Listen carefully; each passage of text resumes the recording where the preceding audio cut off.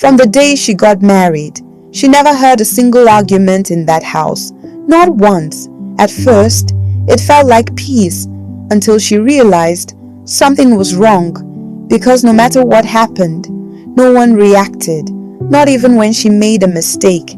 That was the moment she understood. This wasn't a peaceful family, it was a silent one. At first, Amaka thought she was lucky. A calm home, a respectful husband, no drama.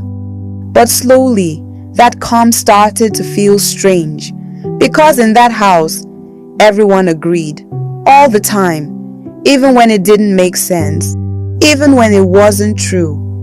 No one challenged anything, no one questioned anything, and the more she noticed it, the more uncomfortable she became. There was something else, something no one talked about, a name that never came up, a place at the table that was never filled. At first, Amaka thought it was nothing, just one of those things families don't explain. But the silence around it felt intentional, like everyone knew something and had agreed never to say it. One evening, something small happened. A glass broke in the kitchen. The sound was loud, sharp, impossible to ignore. Amaka rushed in, expecting a reaction, but instead, she saw something else. His younger sister, standing there, shaking, and their mother, smiling. Be more careful next time. That was it. No anger, no concern, no emotion. And that's when it hit her. This wasn't normal. That night, she couldn't sleep because something didn't feel peaceful anymore. It felt controlled. So she decided to test it. The next day, at dinner, she did something simple. She disagreed. I don't think that's true. Everyone stopped moving. Then his father spoke. In this house, we don't create tension. It sounded calm, but it wasn't. It was a rule. From that moment, Amaka started paying attention, not to what they said, but to what they avoided. Certain topics never came up. Certain emotions never existed, and certain truths were buried. One day, she found something hidden away where no one would look. A notebook. It belonged to her husband's younger sister, and inside was everything she wasn't allowed to say. I wanted to speak, but I couldn't. It's easier to stay quiet. I don't know who I am anymore. And then, something else became clear. This wasn't how they had always been. There had been a time when things weren't so quiet, when voices were raised, when words hurt, and something in this family almost broke.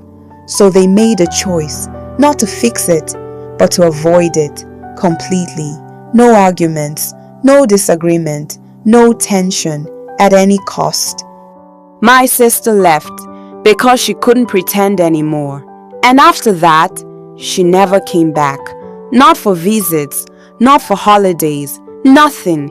It was as if once she chose to speak, she chose to leave everything behind. Amaka stopped breathing for a moment because now she understood everything. This family didn't avoid arguments. They feared them. They had learned to silence themselves completely. And now it was her turn. That night, at dinner, Amaka spoke again. But this time, she didn't hold back. This isn't peace. This is fear. For the first time, no one smiled.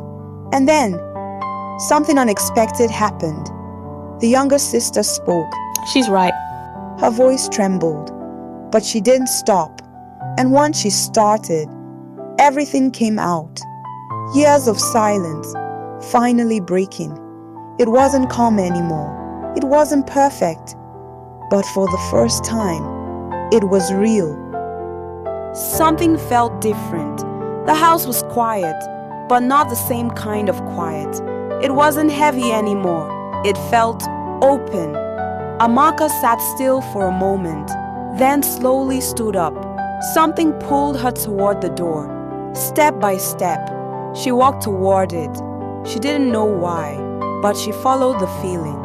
Until she reached the handle, she paused, just for a second. Then, she opened the door, and there she was, standing quietly, like she had never really left. But something was different, not in the way she looked, but in the way she stood. Tayo stood behind her. No one moved, no one spoke, but something had changed, not in what they said, but in what they no longer hid. Days later, Tayo sat beside Amaka and said, I thought silence was peace. She looked at him and replied, Peace doesn't silence people. It allows them to be heard.